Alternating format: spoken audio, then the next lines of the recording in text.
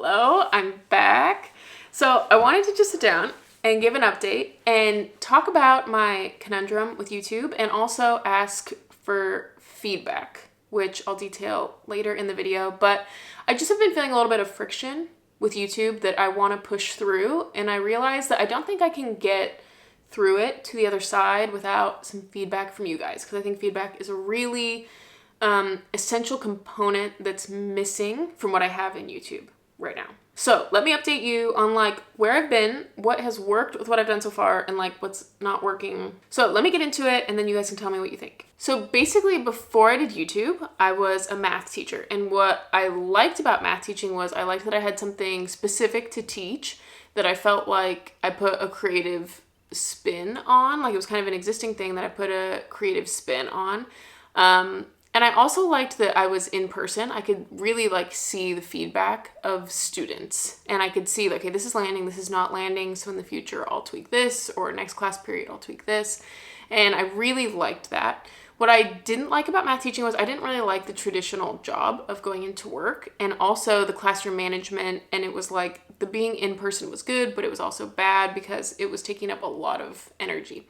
So that's why I got out of math teaching into doing this. So when I first did YouTube, I was doing personality content. And what I liked about personality content was, again, it was a specific framework that I could put kind of a spin on, but it was a very specific framework, kind of like math is a specific framework. What I didn't like about it was, I guess, the topic. I didn't feel like I wanted to keep doing this forever. And I think with personality, there were just too many barriers to entry with are you typed correctly? This is how tests work. You can't be 100% sure that you're right. It's not like math where you can prove to someone, okay, I'm right.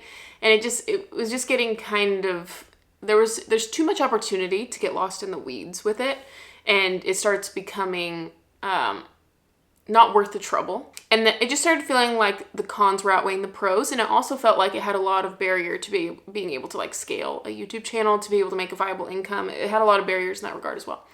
So then I started getting more into productivity, I would say. And I started selling the vision book originally, and then the intentional planner, and then the potential planner. And that felt like I was hitting on something. It felt like something there is working, because I am very passionate about what's working about it is I am really passionate about if someone wants to write a book, or if they want to do the thing, I'm very passionate about giving people a roadmap, or kind of someone told me that I'm kind of like a container for other people to kind of grow in. It kind of gives some structure for other people to grow in. I thought that was a very nice compliment, and I think that I like doing that type of thing. But I think, again, I'm running into this thing where I want more. What I loved about in-person teaching was you could be in the room and you could see what was resonating with people and what was not resonating with people. So you can stop the stuff that's not working and you can keep doing the stuff that is working. What's harder about YouTube is you're reliant on comments to get that feedback, but it's not everyone is commenting. It's not really accurate. It's a certain group of people comment, but there's tons of people that watch and just never comment. I'm a type of person like that something resonates with me and I don't leave any comment. So it's you get very limited feedback about what's working, what's not working.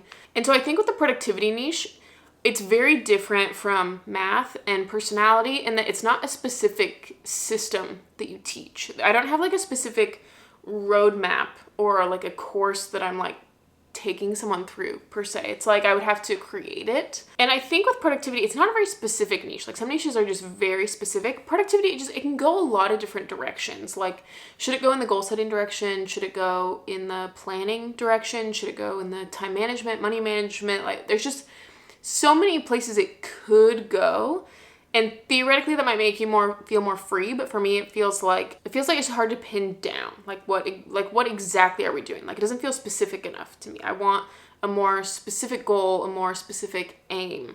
So I did do a few videos where I last left off, where you last saw me, was I was doing a few videos on how to do YouTube. After doing those, I'm not sure. I don't want to say that I'm not going to do that anymore, but I just felt like I don't know if I want to make like 3,000 videos about this, which is just the hard thing about YouTube. And it's not that I have to make 3,000 videos about it, but to be successful in a niche, you got to do it for a long time. And eventually you can pivot and you can add in other things, but I need to like it enough that I can do it for a long, long time. So I was actually, these last couple months, I was thinking about it. I was like, maybe I don't want to do YouTube. I was like, maybe I want to go back into in-person teaching because there's something I like about it. There's something I like about getting the feedback. But as I keep thinking about it, because I'm like, maybe I want to be a professor, but it's like, there's a lot of stuff I don't like about it. I don't like the grading. I don't like going into work every day. I don't like the in-person element. It's like the in-person element has such a push-pull for me. I like feedback, but I don't like just dealing with people. I don't know, it's interesting. So I was like, should I go back and get a degree? Because I was just kind of feeling like, I don't want to be a math teacher. I just pretty confidently don't want to be a math teacher again. So I feel like my degree is kind of useless. So I'm like, maybe I should go back. Maybe I should get my master's in something. I kind of said that I wanted to be a professor. It's like, do I want to do that? But I just kept coming back to, I want to do YouTube. That's what I know. What I know for sure is that I want to do YouTube.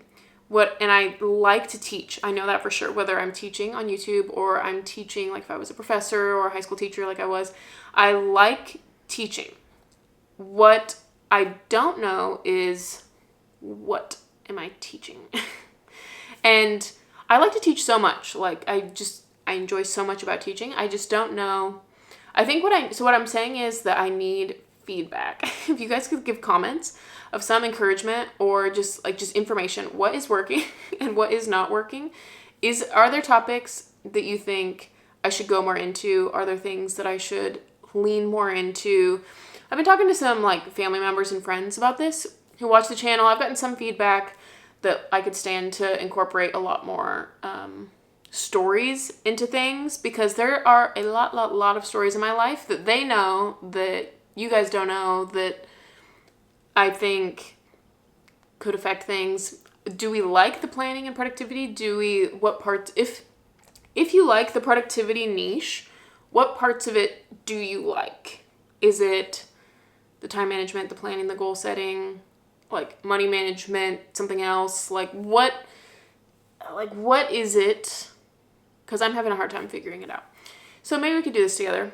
So I just would love any type of nice constructive feedback, because I'm just a little bit lost. And I think part of it is that I don't really care, to an extent. I don't really care what I teach as long as I teach. I just like to teach stuff as long as I know that it's like having some sort of impact. And I think because of the way this medium with like YouTube is, it's hard for me to know which information is having an impact. So if you could leave a comment and answer that question for me, it would be really nice. If you see someone else's comment and you're like, oh yeah, I really like this, if you could just like their comment, because I would really like that, because I would really like to stay on YouTube. I would really like to make YouTube work in a way. I do struggle with getting bored. I do a niche for a while and I get bored. So I go to another niche and I get bored, and I'm really feeling like the next layer of growth for me is to push beyond the boredom and like what can I do? Like how can I solve the issue of boredom in a different way besides going somewhere else? And I've been thinking that with like San Francisco as well. Like I got to a point where like I'm a little bored, and so the last few months I've also been thinking about moving, and I need to solve the issue. I'm going to try solving it in a different way and we'll see how that goes. What I found so interesting was I did a yearly visioning session, and I think it was either the Q4 visioning session or the yearly visioning session, where I sent out a Google form, like what would you like out of this session? And just overwhelmingly what people wanted was clarity. And it's so interesting because that's kind of the conundrum like that I'm in right now, is I don't have clarity on what I want to talk about. And it seems like it's just such a pervasive thing. Like it just seems like so many people have struggled with clarity. And I'm like, well, wouldn't it be nice if I could figure out this clarity issue, and then I could help people with this clarity issue if I could figure it out myself. but I think this clarity issue is really difficult, but I just feel like there's something there, but I don't know exactly how to solve the clarity issue. And it's interesting because like when you're talking one-on-one to a friend, if I've got a friend who is like struggling with something, it's like when you have a friend sitting right in front of you, you can like, I feel like I can tell like what they're good at, but it's hard. And so you can kind of give people clarity in that regard. Like you are so passionate about this, you're really good at this, and you can like kind of encourage a friend in that way. But when I'm on YouTube, I can't like sit down and like tell people what they're good at because I don't know them. So it becomes kind of difficult to, I don't know, to do all of this. So yeah, it's just kind of a conundrum. You know what I have been doing? And this is the kind of part of the boredom hopping. I have gotten really into line dancing because I told you, so if you've watched for a while, like a few years ago when I was living in Idaho, in some of the vlogs, there was a little bit of line dancing because I was doing like 2021. It was Vlogmas a few years ago.